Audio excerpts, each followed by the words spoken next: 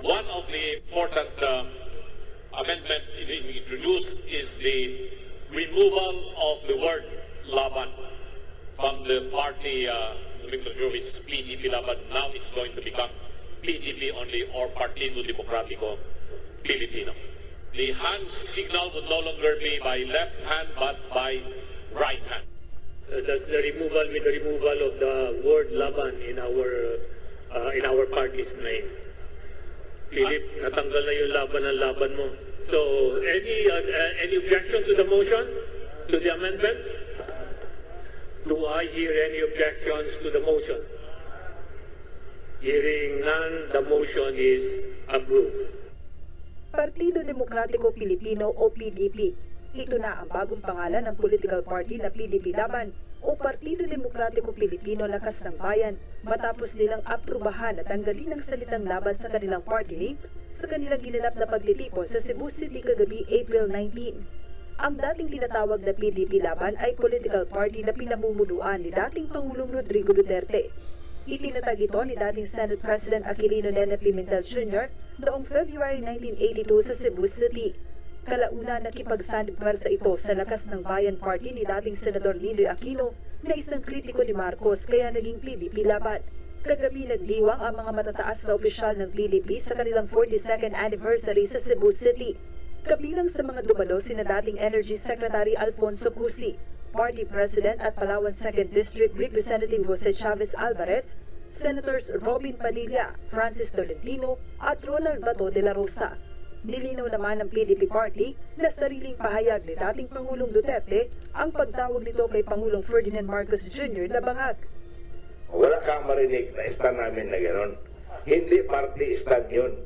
Kundi a former president talking in public. So, do not associate the party chairman talking in public in a prayer rally. But, of course, if there are things that will concern the nation that we ought to support, the party will always be supportive of whoever is having the wherewithal for the improvement and the prior statements taken aside. Let us not drag the party into it. Ayon naman sa dating Pangulo, hindi siya tutol sa mga nagpapalit ng mga partido sa politika dahil mananatili umano siyang miyembro ng PDP. I am not against anybody going out of the party or of a party and changing party lines. Wala akong ano dyan. I do not have an opinion. I do not have a judgment on that. Samantala sa isang pahayag nilinaw ni Duterte na hindi siya kontra kay Pangulong Marcos sa kabila ng pambabatikos nito at pagtawag na bangag sa Pangulo. Binatikos rin ng dating Pangulo ang hakbang ni PBBM sa issue ng West Philippine Sea at sa posibleng term extension sa pamamagitan ng charter change. Ayon kay Duterte, hindi niya sinuportahan si Pangulong Marcos noong eleksyon kahit running mate sila ni Vice President Sara Duterte para wala umanong masaktan ng mga kaibigan nitong tumakbo rin sa pagkapresidente. Ako dili ko oposisyon, dili ko kontra ni Marcos. Pero wala ko masuporta niya dahil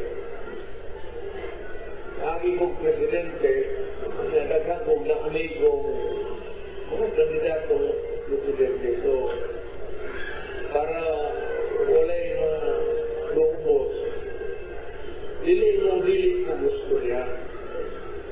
Pero gusto na ko naglamano niya kay ang daan ba. Pero kasi Joanano, UNTV News and Rescue. Diyos ang aming sandigan, serbisyo publiko ang aming pinahahalagahan.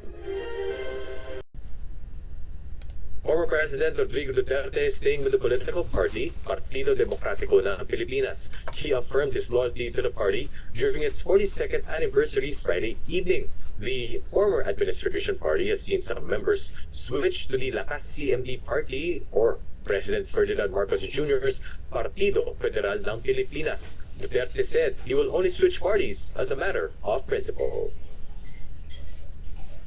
I am not against anybody going out of a party or of a party and changing party lines.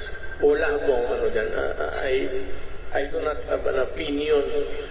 I do not have a judgment on that. I do not have anything to say.